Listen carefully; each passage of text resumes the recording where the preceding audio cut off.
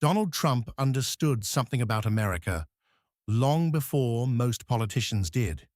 People don't always follow the calmest voice in the room. Sometimes they follow the loudest one, the person who makes them feel something: anger, confidence, revenge, excitement, hope, fear. Even people who hated Donald Trump spent years emotionally reacting to him. And in modern media, emotional reaction is one of the most valuable forms of power. Before he became president, before the rallies, before the investigations and elections and endless television debates, Trump was already one of the most recognizable people in America. Not because he invented revolutionary technology, not because he wrote important political books. Americans knew him because he mastered something much older and much more human: attention. And strangely enough, his understanding of attention may explain both his greatest successes and his biggest disasters.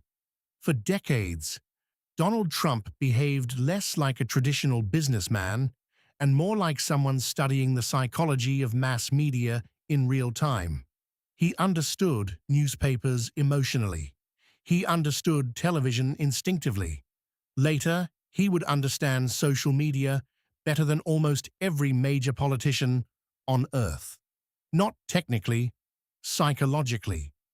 That instinct started forming in New York during the 1970s and 1980s, a city that looked completely different from the polished Manhattan tourists know today.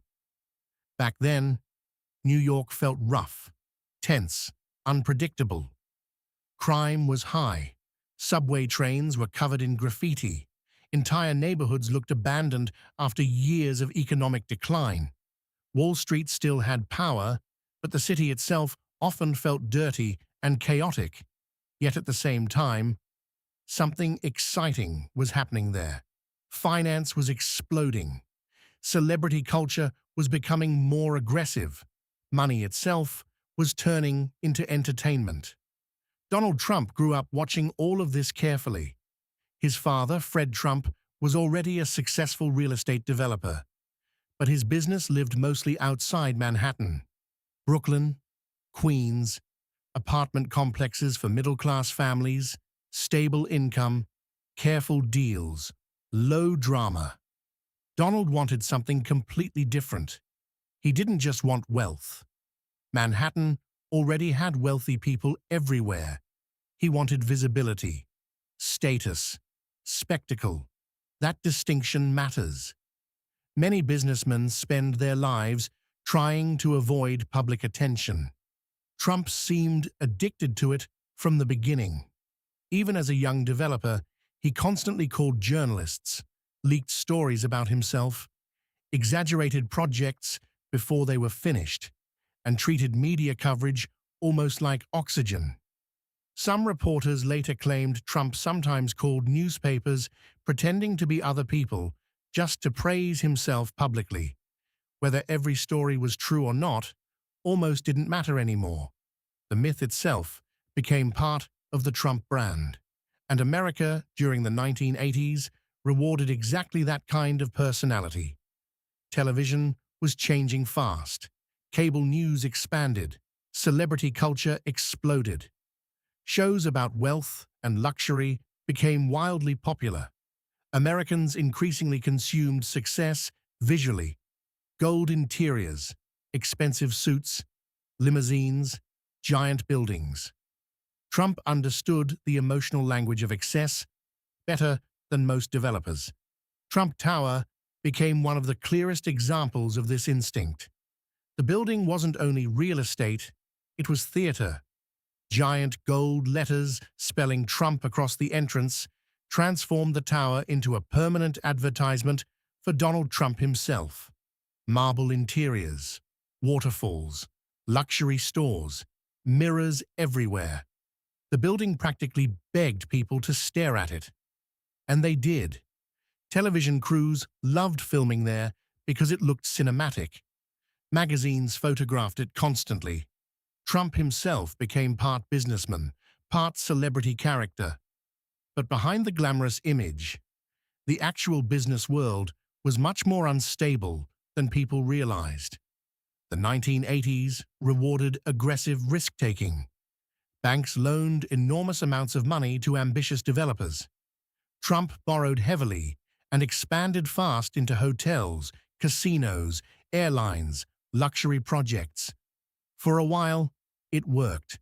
Then reality arrived. Atlantic City became one of the biggest warning signs. Trump poured huge amounts of money into casino projects there, especially the Trump Taj Mahal, which opened in 1990 with extraordinary media attention. It was marketed almost like a fantasy palace. Crystal chandeliers, massive gambling floors, endless luxury. But the economics underneath the spectacle were dangerous. The Taj Mahal carried enormous debt. Interest payments alone became overwhelming. At the same time, the American economy weakened. Casino competition increased. Revenues disappointed. Suddenly, the image of unstoppable success started cracking. By the early 1990s, several Trump businesses entered serious financial trouble. Newspapers openly questioned whether Trump might collapse entirely. Magazine covers that once celebrated him now described financial chaos. For many public businessmen, that kind of humiliation would permanently destroy credibility. Trump reacted differently. Even during crisis, he stayed visible. He kept doing interviews, kept appearing in tabloids, kept presenting confidence publicly. That behavior revealed something extremely important about modern media culture. Once a person becomes famous enough, the public image can sometimes survive even when the underlying reality becomes unstable. Most Americans didn't understand the details of Trump's debt restructuring. They understood the character they saw on television: confident, wealthy, aggressive, unashamed. And over time, the character became stronger than the financial details. This was one of the first moments where Trump accidentally discovered something that would later help him enormously in politics. Perception often moves emotionally faster than facts, especially in mass media. The 1990s became a strange rebuilding period for him. Some projects failed, others survived. Banks sometimes kept working with him because despite everything, the Trump name still carried attention value. In New York and Atlantic City, many people mocked him. Late-night comedians turned him into a punchline. Financial elites often treated him more like a celebrity than a serious businessman, but Trump never disappeared. That mattered. Then came reality television, and suddenly, everything changed again. It's hard to explain to younger audiences how powerful television still was in the early 2000s, before TikTok, before YouTube creators dominated culture, before smartphones completely controlled daily life. Television remained one of the strongest forces shaping public identity, and reality TV was exploding. Shows like Survivor and American Idol proved audiences loved watching competition, humiliation, ambition, and elimination. Producers realized viewers became emotionally attached to conflict and status dynamics. The Apprentice entered exactly that environment. Inside the show, Donald Trump was transformed into a much cleaner, simpler character than the complicated businessman from real life. Television compressed him into an archetype: the boss, powerful office, expensive suit, calm authority, instant decisions. "You're fired." That phrase became cultural shorthand almost overnight. Millions of Americans watched Trump every week, acting like the ultimate executive decision-maker. The show rarely focused on his business failures from the 1990s. Instead, it presented competence, authority, dominance. And timing mattered enormously. America, after the early 2000s, was becoming psychologically exhausted with institutions. The Iraq War damaged trust in government. Corporate scandals damaged trust in business leaders. The 2008 financial crisis later destroyed even more public confidence. Many Americans increasingly believed powerful institutions were either dishonest or incompetent. Trump's television persona fit perfectly into that emotional atmosphere. He looked rich, but not polished like traditional politicians. He sounded blunt instead of diplomatic. He felt emotionally readable. People always knew what Trump was feeling because he rarely hid emotion behind carefully controlled language. Critics saw narcissism. Supporters saw authenticity. That divide would later define almost his entire political life. Meanwhile, another transformation was quietly happening in the background. The internet was changing human attention itself. During the late 2000s and early 2010s, social media platforms started dominating public conversation. Facebook expanded globally. Twitter became central for journalists and politicians. YouTube exploded. Smartphones made permanent connectivity normal. And slowly, algorithms discovered something about human psychology that television executives had already suspected for decades. People react more intensely to emotional content. Anger spreads fast. Conflict spreads even faster. Outrage keeps users engaged. Platforms optimized for engagement naturally rewarded emotionally charged personalities. Donald Trump fit this new environment almost perfectly. His communication style was short, emotional, repetitive, memorable, aggressive, and highly visual. He spoke in headlines naturally. Even before politics, many of his public statements already sounded like social media posts.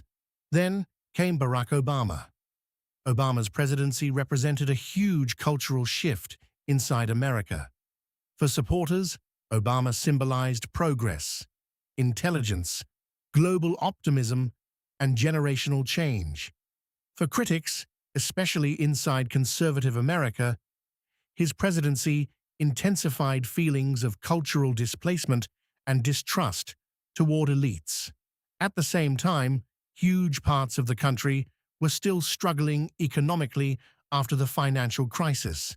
Manufacturing towns continued declining.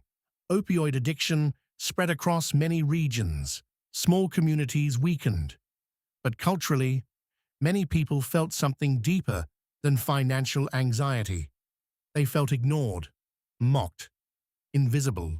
Large parts of elite media increasingly concentrated in coastal cities. Universities, tech companies, journalists, entertainment industries. Many Americans started believing these institutions no longer understood ordinary life outside major urban centers. Trump sensed that emotional frustration instinctively, not academically, not through policy papers, emotionally. That distinction is important because Trump's greatest political strength was never detailed policy expertise. It was emotional calibration. He understood resentment. He understood television conflict.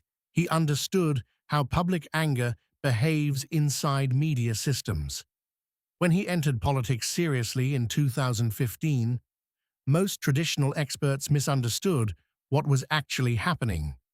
They thought politics still worked primarily through endorsements, fundraising structures, carefully crafted speeches, and institutional approval. But American politics had already started transforming into something closer to permanent online entertainment, and Trump understood that world far better than many professional politicians.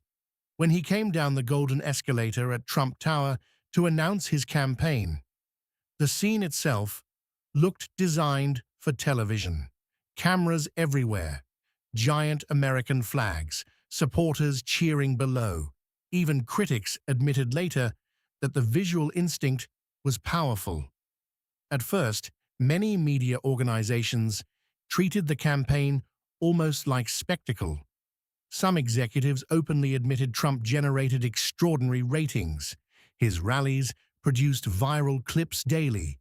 Every controversial statement exploded across cable news, and Trump learned something incredibly important very quickly. Negative attention still expands visibility. Traditional politicians feared scandals because scandals damaged credibility. Trump often used controversy to dominate the conversation itself. Every outrage cycle kept him emotionally central inside American media. Meanwhile, his rallies became psychologically fascinating events. People often focus only on the speeches, but the rallies themselves mattered deeply. Thousands of supporters standing in line for hours, music playing loudly before events, merchandise everywhere, crowds chanting together, political identity slowly merging with community identity. For many attendees, rallies created emotional belonging, and belonging is one of the strongest forces in modern politics. Trump also started attracting a strange coalition of public figures and celebrities who understood media attention almost as well as he did. Some openly supported him because they liked his anti-establishment image. Others admired his confidence and aggressive public style. During 2016, figures like Kanye West publicly interacted with Trump in ways that shocked both political parties and entertainment media. Years later, Elon Musk would also move closer toward Trump politically, especially around free speech debates, government regulation, and criticism of mainstream media institutions. Trump understood something many politicians never fully understood. Modern celebrity culture and political influence were slowly merging together. Podcasts, influencers, businessmen, fighters, entertainers, and internet personalities increasingly shaped public opinion more than traditional newspapers. Even celebrities who hated Trump often helped him stay culturally central because every public conflict generated more visibility. Trump also spoke differently than traditional politicians. His speeches often sounded repetitive and chaotic to critics, but supporters frequently described them as conversational and emotionally direct. He repeated simple phrases constantly because repetition works psychologically. Advertising industries understand this extremely well. Build the wall, fake news, make America great again. Simple emotional branding, easy repetition, high memorability. Trump instinctively communicated like a television marketer inside political space. Then something happened that shocked much of the world. He won. The 2016 election felt emotionally surreal for many Americans. Newsrooms looked stunned on live television. Polling experts struggled to explain the outcome. Social media exploded instantly. But underneath the shock sat several forces many institutions had underestimated. Large numbers of voters no longer trusted mainstream media. Many voters prioritized cultural frustration over traditional political qualifications. And Trump had successfully positioned himself as a wrecking ball against institutions millions already distrusted. Once inside the White House, however, governing turned out to be completely different from campaigning.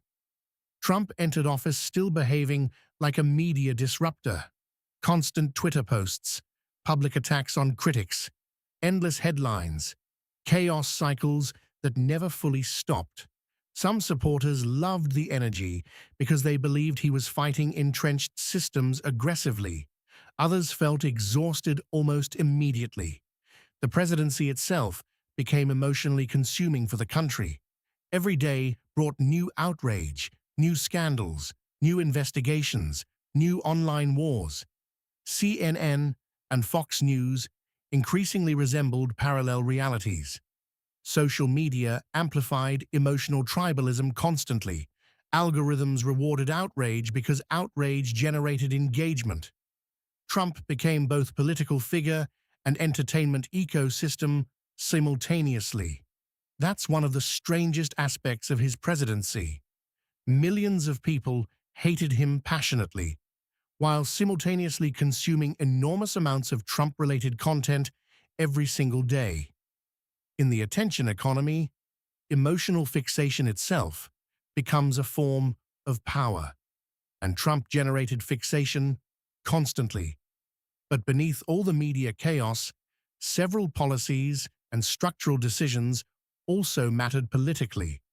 Trump pushed aggressive immigration rhetoric, renegotiated trade agreements, cut corporate taxes, reshaped the federal judiciary through conservative appointments, and focused heavily on nationalist economic messaging.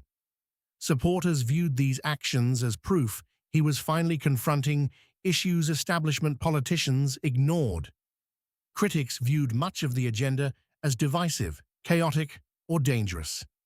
Again, almost nobody remained neutral. Then came 2020, and suddenly the entire emotional structure of the country changed. The pandemic transformed daily life almost overnight. Streets emptied. Businesses closed. Fear spread globally. Millions of Americans stayed home, consuming social media and television for hours every day. Political tension exploded even further because every aspect of the crisis became emotionally charged. Masks, vaccines, lockdowns, school closures, economic restrictions, everything turned political. And Trump's communication style, which often worked well inside media conflict, became much harder to manage during a global public health crisis requiring consistent messaging. Meanwhile, the emotional atmosphere inside America became increasingly unstable. Protests spread after George Floyd's death. Riots erupted in some cities. Economic anxiety intensified. The country felt psychologically exhausted. When Trump lost the 2020 election, many people assumed the story was finally ending. But psychologically, Trump had spent decades building an identity around dominance and winning. Losing publicly created enormous tension inside both his movement and the media system around him. Then, January 6th happened. The Capitol attack shocked the world. Television networks broadcast chaotic scenes for hours. Politicians across Washington reacted with fear and outrage. For a moment, it genuinely looked possible that Trump's political influence might collapse completely. Technology companies responded aggressively afterward. Twitter permanently banned him. Facebook restricted him. Corporate donors distanced themselves. Republican elites quietly searched for alternatives. Inside media circles and political institutions, many people believed Trump was finished. But something deeper inside American society remained unresolved. The anger that fueled Trump's rise had not disappeared. Distrust of institutions had not disappeared. Cultural polarization had not disappeared. And perhaps most importantly, millions of supporters still felt emotionally loyal to Trump himself. That loyalty confused many traditional political analysts because it operated emotionally more than institutionally. For critics, investigations against Trump represented accountability. For supporters, those same investigations often reinforced the belief that powerful systems were targeting someone fighting on their behalf. That emotional interpretation became crucial because politics in the internet era increasingly functions through narrative ecosystems instead of shared reality. People consume different clips, different influences, different headlines, different emotional frameworks, and Trump remained extremely skilled at surviving inside emotionally fragmented media systems. Even without Twitter, he stayed central. Rallies continued attracting huge crowds. Podcast culture expanded his reach. Conservative media remained deeply loyal. Viral clips spread constantly online. At the same time, America entered another period of economic frustration. Inflation increased. Housing became more expensive. Public trust kept falling.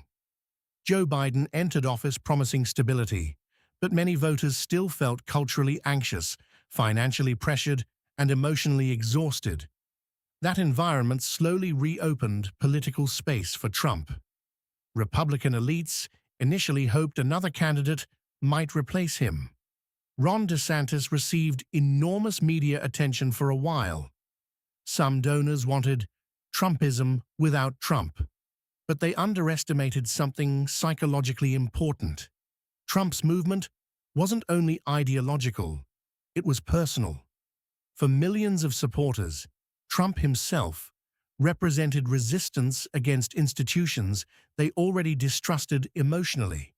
And Trump understood visibility better than anyone competing against him. He knew disappearing would kill him politically faster than controversy ever could.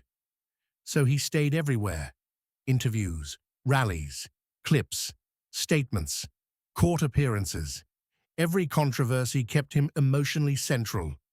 Ironically, even legal cases sometimes strengthened his support among voters who already believed powerful institutions operated unfairly. This reveals something uncomfortable about modern political systems. Attention itself has become one of the most powerful forces in democracy, not policy alone, not institutions alone. Attention. And Donald Trump may understand attention better than any modern politician. That doesn't automatically explain his victories, but it helps explain why he survived moments that would likely destroy most public figures. Because Trump rarely behaves like a traditional politician, protecting institutional credibility. He behaves like a permanent media force, fighting for emotional dominance inside public conversation. Sometimes that strategy creates extraordinary political energy. Sometimes it creates chaos, often both at the same time. And maybe that's why Donald Trump became such a defining figure of the internet age. Not simply because he won elections, but because he revealed what modern politics was becoming. Politics today increasingly operates like entertainment, identity, tribal conflict, emotional branding, algorithmic warfare, and celebrity culture combined together. Television helped create that environment. Social media accelerated it. Smartphones made it permanent. And Trump adapted to it faster than almost anyone else. That adaptation changed American politics forever. But to really understand why Trump became so emotionally powerful to millions of people, you have to go back much earlier, before politics, before MAGA hats, before presidential debates, before the rallies became giant traveling spectacles. You have to understand the environment that created him.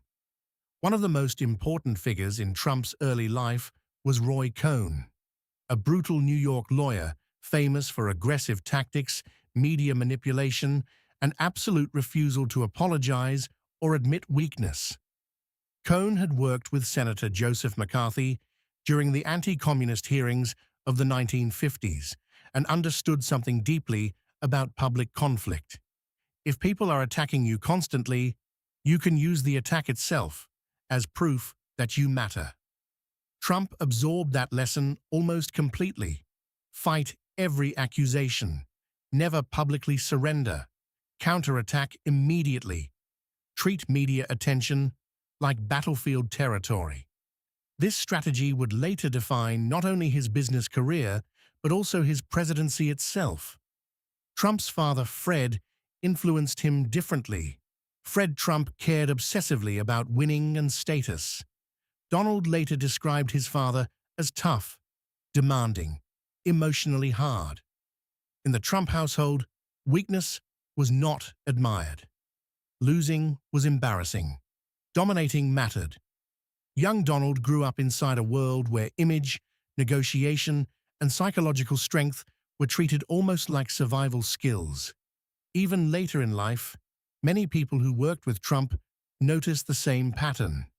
He seemed emotionally uncomfortable whenever he looked weak publicly. That obsession with public strength explains many of his reactions during crises. During the 1980s, Trump also became deeply connected to New York celebrity culture itself. Places like Studio 54 represented the emotional atmosphere of the era perfectly.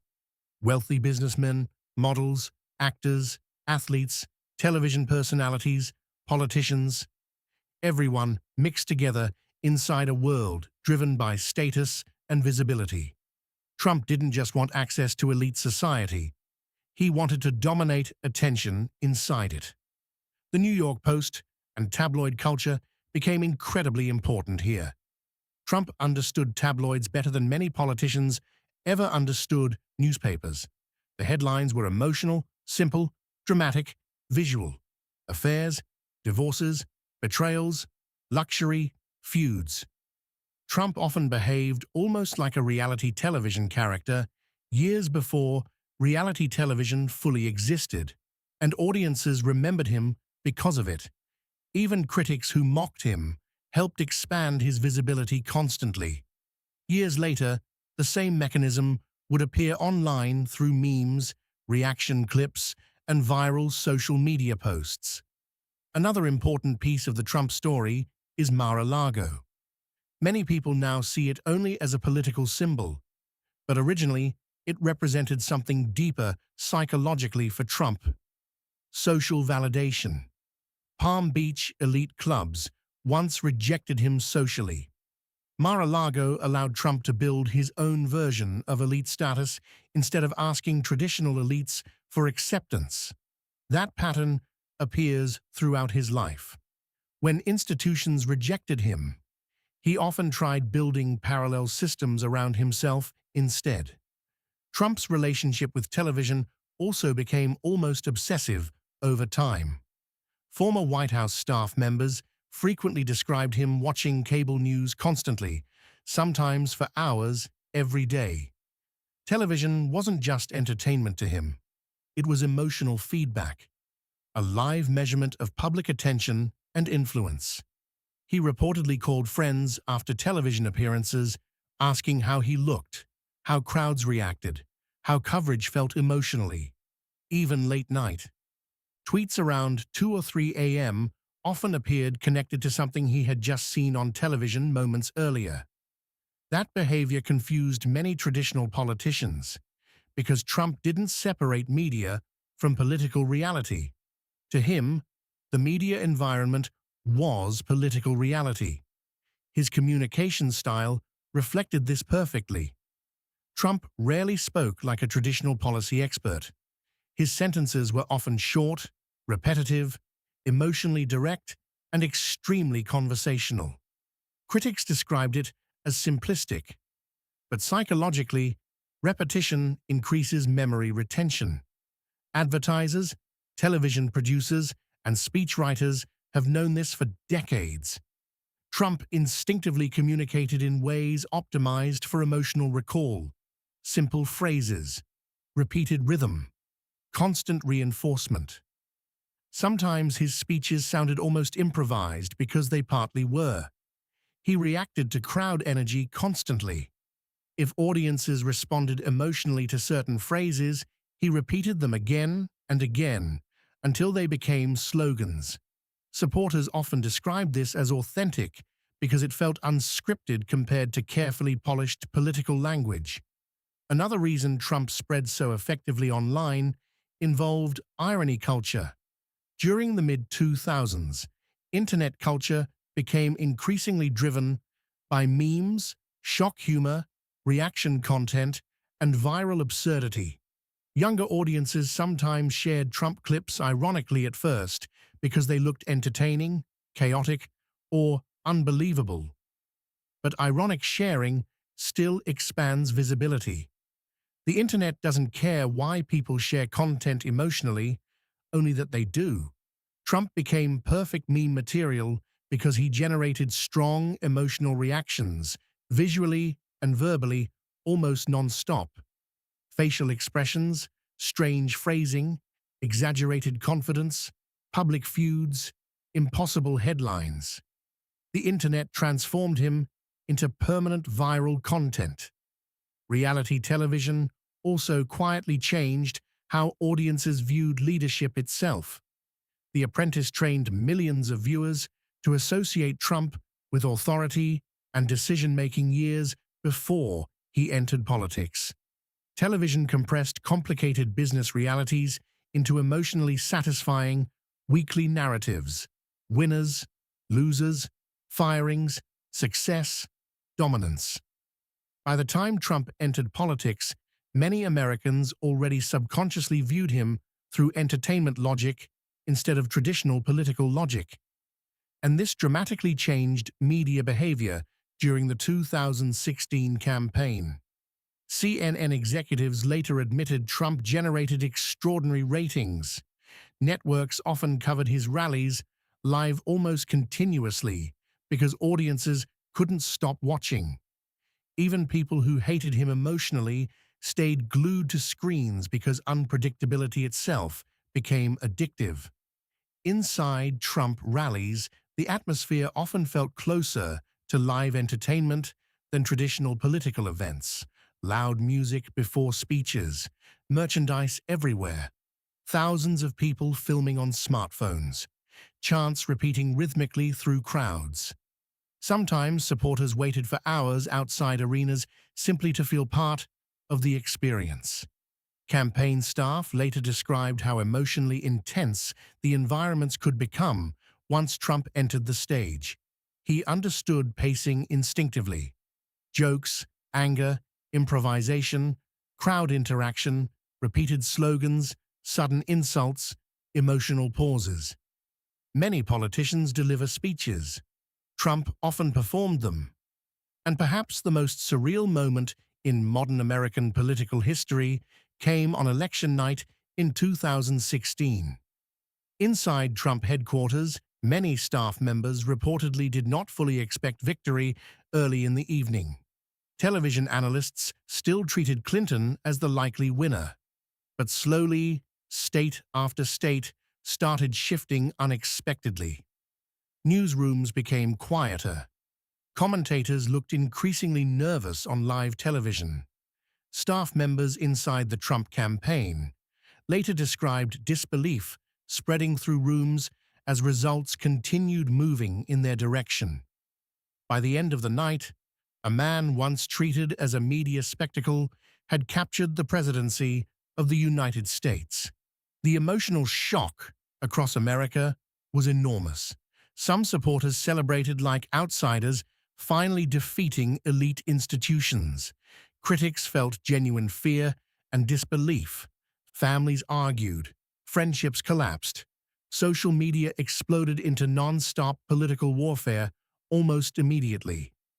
And Trump himself entered the White House still behaving less like a traditional president and more like a permanent media disruptor. Former aides later described strange scenes that sounded almost unreal once he became president. Trump sitting late at night watching CNN for hours, sometimes angrily reacting to segments in real time. Staff members quietly trying to limit access to his phone because a single tweet could suddenly dominate global headlines before sunrise. Advisors walking carefully into rooms, trying to explain why certain public fights were becoming politically dangerous, while Trump often seemed more emotionally focused on television coverage itself. One of the strangest recurring obsessions involved crowd sizes. Trump reportedly became furious whenever media organizations suggested his audiences were smaller than Obama's. To many observers, this looked childish or bizarre, but psychologically, it revealed something deeper. For Trump, crowds represented emotional validation, visible proof of dominance, proof that attention still belonged to him. The White House itself sometimes started feeling less like a traditional political institution and more like a television set mixed with permanent online warfare. Even small moments became cultural spectacles. During a government shutdown, Trump famously served fast food, like McDonald's and Burger King, during a White House event for college athletes. Silver trays filled with burgers and fries sitting inside one of the most formal buildings in America created images that felt simultaneously funny, surreal, and deeply symbolic of the Trump era itself. Critics mocked the scene endlessly online. Supporters often found it relatable or hilarious. That emotional split defined almost everything around him. Trump also understood entertainment culture unusually well for a politician. Years before the presidency, he appeared inside WWE storylines, understanding instinctively how crowds emotionally react to conflict, humiliation, revenge, and spectacle. Even his brief cameo in Home Alone 2 became strangely symbolic later because Trump had spent decades quietly embedding himself into American pop culture before entering politics. He was never just a politician. He was part celebrity, part businessman, part reality television character, part internet meme. Journalists who interacted with Trump over the years often described another unusual behavior: random direct phone calls. Trump frequently called reporters personally, sometimes complimenting coverage, sometimes attacking it aggressively, sometimes simply trying to shape emotional narratives around himself. He treated journalists less like distant institutions and more like active participants inside an endless media game.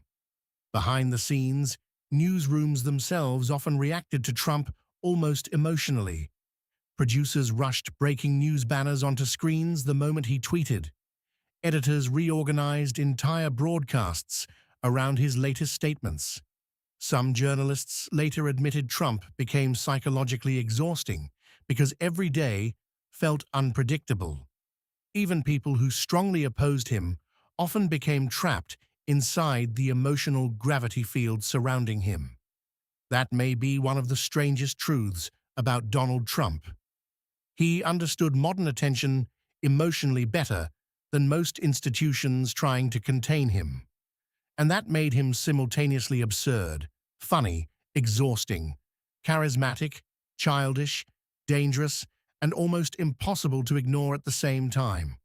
Campaigns became more internet-driven. Media became more emotionally reactive. Podcasts became political battlegrounds. Memes became campaign tools. Attention itself became political currency. And underneath all of this sits a deeper human story.